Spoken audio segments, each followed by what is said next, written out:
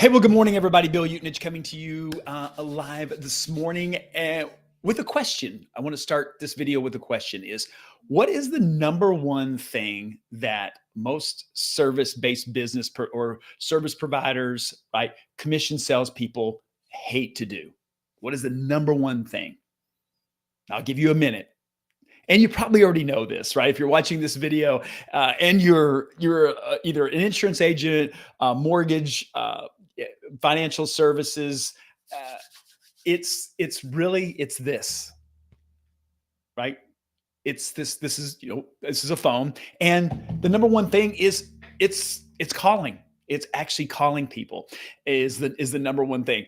You can Google this, and I've known it just because of now over 3 decades of running and owning service-based businesses. Is the biggest thing that most people struggle with is it's call reluctance. It's actually picking up the phone and making calls. Now, here's the thing: is there's really two sides of this when I look at it. One is there's a side of cold calling, and in the old days, this is before the do not call list and all of those things. Back in the old days, we used to just cold call people. Literally, when I first got into the real estate business, now almost 20 years ago, is that was one of the things. Is just like you would just literally just call people, right? The phone book still existed then at that point in time, and just calling people is like, hey, are you thinking about buying or selling or investing in real estate? Right. And some of the scripts were, and you get hung up on a lot, right? And then the do not call registry, all of those things. And so cold calling has become a little bit more challenging that way. But really what I want to talk about today is how we overcome the call reluctance. And the way we do that in the world, in my ecosystem of the world, where what I teach and what I've done in my own businesses is when we're building our business by referral, building a referral-based business, right? From people that already know, like, and trust us. And the beauty of that is what helps in that call reluctance. Now, I will tell you, I'll be honest, is that it doesn't totally do away with it, even when we're calling people, okay, that already know, like, and trust us. They're either doing business with us, they have done business with us, they are in our sphere of influence, our network, whatever that may look like. There's still this thing that is inside of us to call. And I want to just kind of talk through that, because if we just identify it and we just name it, sometimes it's just the fear, right? And what I know is on the other side of fear, there's freedom. And if we just kind of look at this and break it down. And so the main reason, what I have found, and again, over 3 decades of doing this myself, helping other people do this in their business, right? Building their businesses, is that what happens is a couple of things. One is people feel like they're being intrusive. Like if they call someone, that they're bothering them, they're being a pest, right? Is one side of that.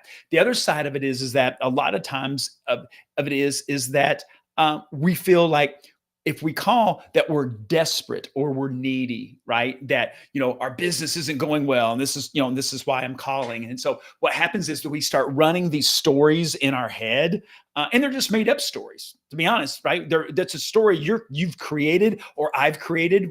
We've all done it. And we've all been there. And if you haven't, you're more than likely are going to be there at some point in time.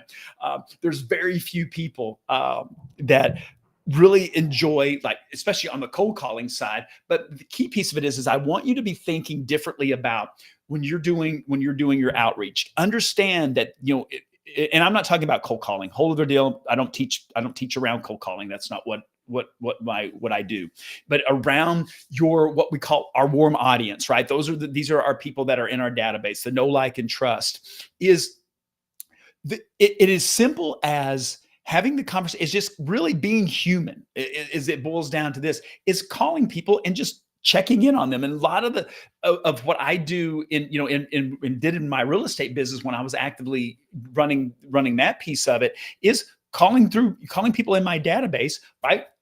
If you've been in my world, obviously we have our database sorted into our A, B, and C clients, and I have a whole other trainings on that you can get and look at that. But is connecting with people and just checking in with them. It's like, hey, Hey, I was thinking about you today. Hey, just wanted to check in, see how things are going. And even if I don't, and making it so simple of that, and again, I get it. A lot of people don't answer their phones anymore. I definitely understand that, but that's okay. Is to call them and to leave a voicemail. And if nothing else, is saying, hey, Jason, I was thinking about you today. Hey, just wanted to call in, just check and see how your summer is going now, or school's back, and whatever that time frame or something that you have in that, just to check in with you. Hey, if you get a couple minutes, give me a call. I'd love to catch up. Right. So what happens with this is that if they don't answer, you leave the voicemail. Will they call you back? They may or they may not. The issue of it is that you've checked in with them. Now what happens is that you're back on their radar. Again, only for a short amount of time, because our people aren't thinking about us all the time. I know that comes as a shock. You guys have heard me say that before. But what it does is it pops back up. It's like, oh, hey, Bill called me, and Bill's in, if I happen to be in insurance.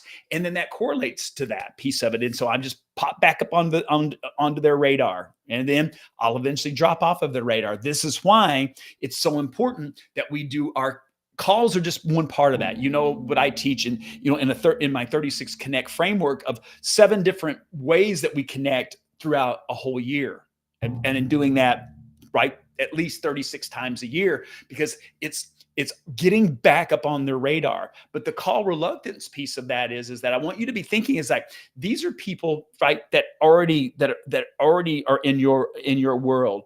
And the issue of it is that we have to change our thinking and our mindset. Is like, no, we're not being intrusive. We're not bugging people. Hey, we're just calling to see, coming from a place of how to help, whether them or maybe somebody else that they may know. And the conversations, and like with all of mine, have always been that way. It's just, hey, calling in and just checking in with you. They're not thinking like, well, why would he be doing that? Why, because we're creating all of these stories. Don't create stories that don't exist, and don't create stories for other people. Right? Because that's what we're doing, is like going, well, if I call this person, because here's the thing, what most of us will do and have done, right? So we have our, go into our database, and we look at, the people, these like, hey, these are the people I need to reach out to today. And then we can look name by name, and we can start to justify why we shouldn't call that person. Oh, well, I just ran into them, a couple of weeks ago, or, whatever. They're school teachers. And so they're probably too busy, whatever, right? All these stories. And so we start to rationalize, right? We start to edit our list. And then before you know it, when we get down to the bottom of our list, you know how many people we have that have let off on that list to call? This is usually the number 0, because we've edited them, we've rationalized it, so we don't have to do it, so we can go on to some other like passive thing like we think is going to work. And I use social media, so I'm not throwing shade on that. But what we want to do is we want to err to the thing that is less painful, if you would, is where it's like, oh, I'll put a Facebook post up and everyone will see that, which is not the case, but that's a whole other training on that. And so I just want you to start thinking about this. I want you to start thinking about this in a different way, that you're coming from a place of contribution. You're coming from a place of, because somebody that they may know may need insurance. And the other thing is when we come from a place of like, hey, we're just calling and checking in with people, we're not trying to sell them. Now, as you guys know, this is that when we have those conversations, when someone's on the phone and we're talking and I'm checking in, hey, what's going on? What's happening? Hey, is there anything going on? Hey, that you need help with? This is always one of the things that I always talk about, is help them to solve a problem or make their life easier or better. I've always looked at that. That's and whether that is within my industry of what I do, or it's not. Again, they may be doing something. Hey, they're doing some home projects, and hey, they need a painter or a flooring person or whatever that the case may be with that. And if you have that resource, then it's like, hey, I got this great flooring person. I'd love to connect you with them. They did a great job for us. They've done for my client. Whatever that looks like, being of value to them. And when we come from that place of it, it's just like, oh, wow, I'm just checking in, seeing what's going on. Hey, that's awesome.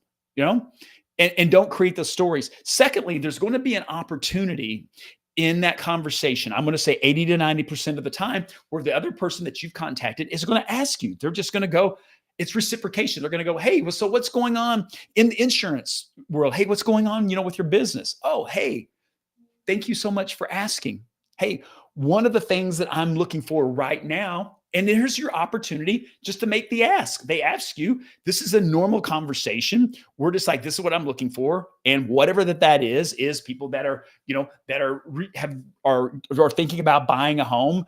And we've got some great, and I'm just ad-libbing this, right? If I'm in insurance, hey, we have some awesome rates on our homeowners policies now. Hey, would you do me a favor?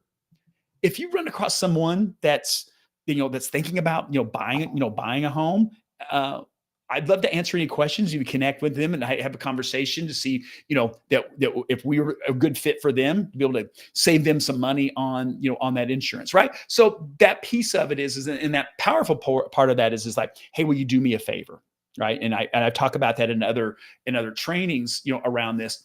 But the key piece of that is that it just flows and it makes it natural, right? Hey, would you do me a favor? You run across this. This is what we've got.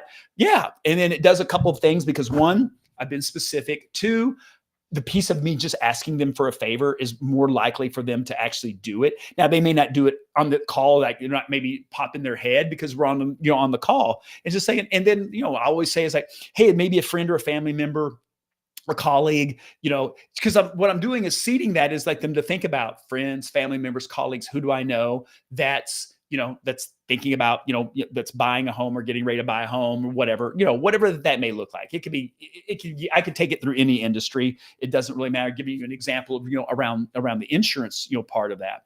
And so this is the beauty of that conversation. It's like, hey, that's awesome. Hey, I really appreciate your help, And one of the things I also would do is, I just remind people, it's like, hey, I really appreciate our relationship is because my business is run by referral, and I love doing business with other great people, and just appreciate them, thank them for either if they're currently doing business with you, especially if you're in insurance and or financial services, right? So they're an ongoing, obviously a client with ours. If it's mortgage or if it's real estate, right? Those are more one-off transactions, but I've always looked at it, and when I was running my real estate business, is like if someone did business with us, like to me, they're a client. Like I'm always looking for clients for life, right? The good ones that I want, that I want, and to be able to support them and their friends and their family. And so we just have to start looking at that differently, and not to be there's no reason to be afraid of this thing. We're not cold calling. Now, if you want to cold call. That's you do you on that part. But the issue of it is this is why having the database, building that, adding to that, all of those things, and makes those conversations so much easier to do. And then you just have your database, your CRM and your database set up to where it's just like, and then you can make notes. Hey, I talked to Jenny. Hey, they're getting ready to go. Hey, they're getting ready to go on a trip to the Bahamas, next month. So then when I reach out to them again, right, depending on if they're an A, B, or C client, when that would be, is hey, I pull them up in my CRM. I can look at the notes in there and kind of go.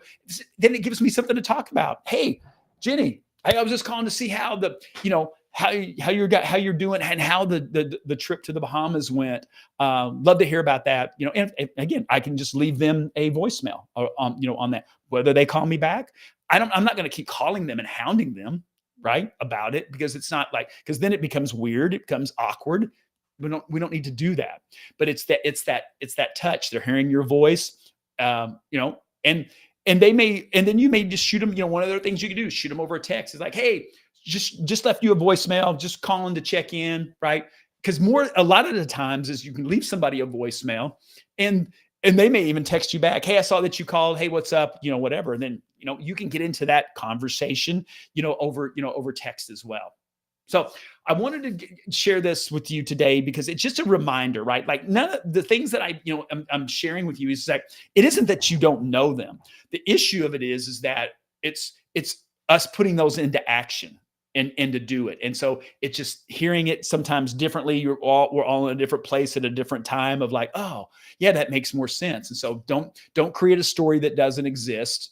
And if you're going to create a story, if you're going to write a story, write a great story, right? Right. The story is that these people are going to be excited to hear from me. And and what happens when you do this and people are like, oh, and usually that's the case, right? is that, reaching out to people. It's like going, oh, hey, it's great, because then it's like, and again, when you're coming from a place of contribution of it, it's, you're not trying to sell them anything, right? You're just, and then they're going to ask about you. And it makes it a simple and easy conversation.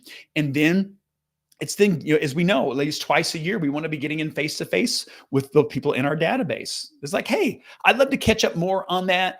Hey, would you have time to grab coffee next week or lunch or whatever, depending on all of that. And this is how this builds. And then everything else that we do, right? With sending our direct mail piece, with the email, right? All of these things. And then when we have the opportunity to ask, right, is asking in the correct way, being specific, about the ask, using, hey, would you do me a favor?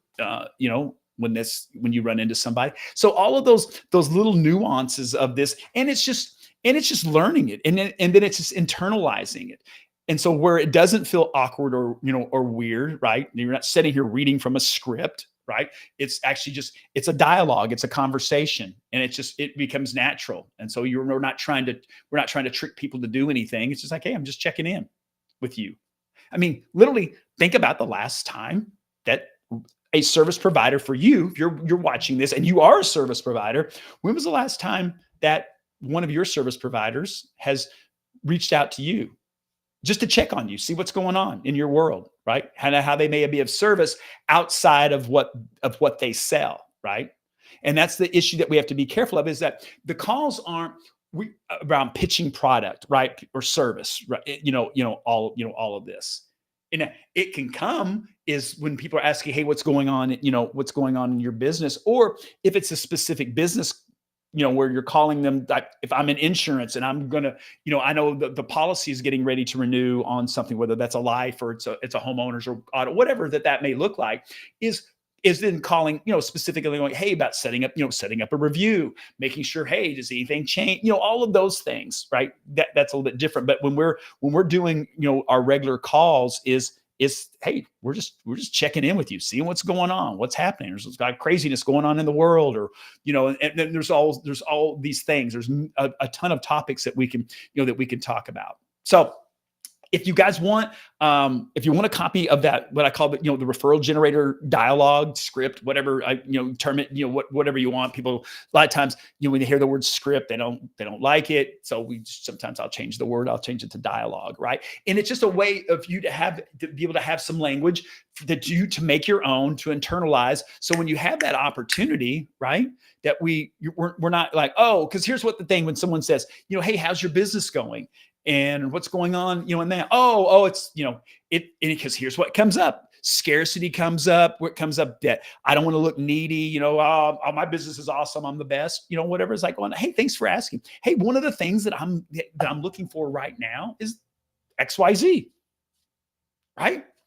We have not because we asked not, and then we can't complain when I called all these people and they're not referring me. Well, it's like, okay, but the issue of it is that and again, this is a whole other training on this, is one, have we taught our people that how we do our business, that referrals are important? They may not know. They may not know that you're constantly generating. They don't know how you run your bit. It's up to you to do all of that. And again, I've done trainings on that, but I wanted to focus today just kind of on the call reluctance part of that, because it's one of the things, it will keep rearing its ugly head. It just does. It has. I don't know when, if ever, that will change, because it's just human nature. So it's up to us to overcome that, and to do that is to focus on those people, right? It's the low hanging fruit, right? You want to feel good about yourself. You can call your mom. Start with some people that that will take your phone call, and that will be positive, in your life, and then you can build it on from there. So if you guys want a copy of the of that dialogue, just drop the word dialogue in the comments. I'll shoot it over to you. And as always, if you need help, you've got questions around, hey, how do I get better at building these referrals? Because it is the best business. And I'm just telling you, I know this for a fact. There is business setting out there in your database, in your people, that you are not tapping into, because you just don't have a system that is allowing you to be able to do that. And it's not rocket science. I've done it. I've helped a lot of other people do it as well. It's just getting it down and building that system to do it. So, hey,